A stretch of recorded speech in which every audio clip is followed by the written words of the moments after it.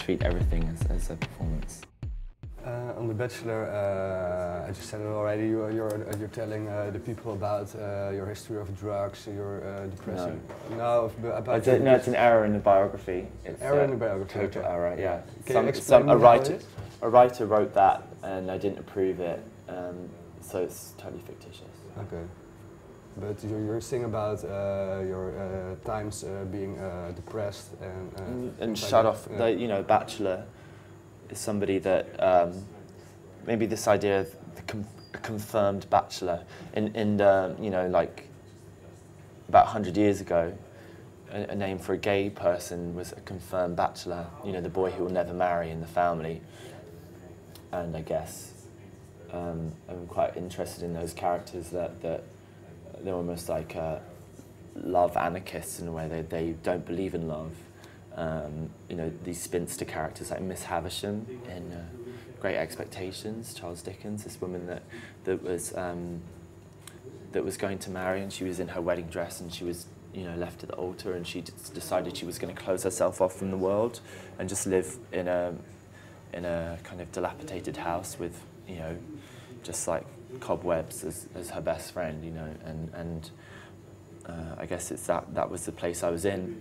Every time I come back from tour, I'd lock the door, pull the blinds down, and just listen to Meredith Monk, you know, like and chanting and just sit there in darkness and not cook and not eat.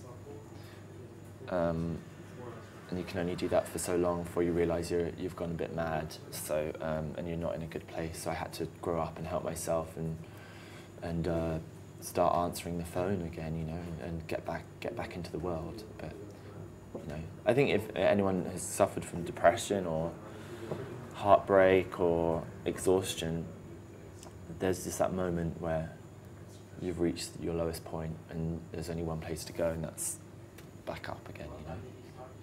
Yeah. At what time did you realize that it couldn't go on like that anymore? That's when I realized that I'd upset so many people around me.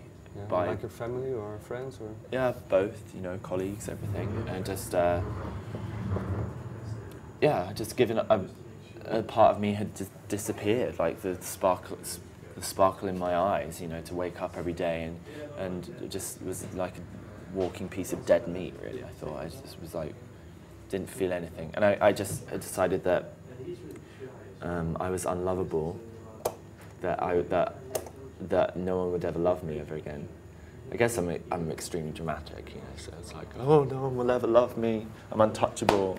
So you know, throw yourself into music and Russian folk music, and that's always my. If all else fails, then I have my music, you know. So I'd rather sit and play the piano than have to start dating people, you know.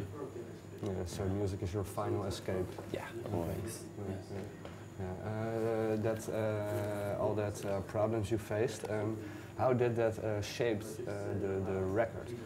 Because I read also in the biography and in the track-by-track list that some songs were written on a different period in time than others. But how did it take shape on the whole product? Well, when I put together my albums,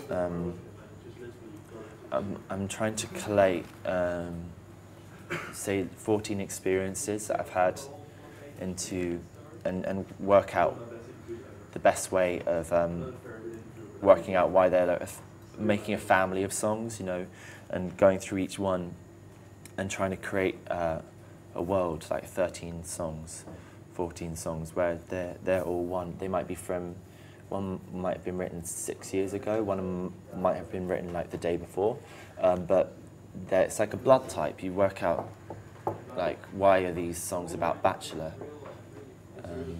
And then I know, you know, I'd written a beautiful string arrangement I'd done with Fiona Bryce, like one of my most favourite string things I've ever done, and with working with Fiona in a 12-piece string section, this huge track, and everybody was like, that's the song, that would be your #1 hit. And, you know, that's the song everyone talked about, but it wasn't a Bachelor song. It was a song about being in love with, or after a breakup coming back together, and the unification after a separation in a relationship. And I just couldn't, for the life of me, put it on the album, even though it could have been the #1 hit. It just wasn't a Bachelor song. And it's a subconscious process, you know, it's really, I have to use a lot of intuition and instinct to put an album together in the way that I do. Almost have to just stop, not think, and just go magically, like, these are the 13 Bachelor songs. So it's hard to say. It's normally like a lyrical thread that connects them together, I think.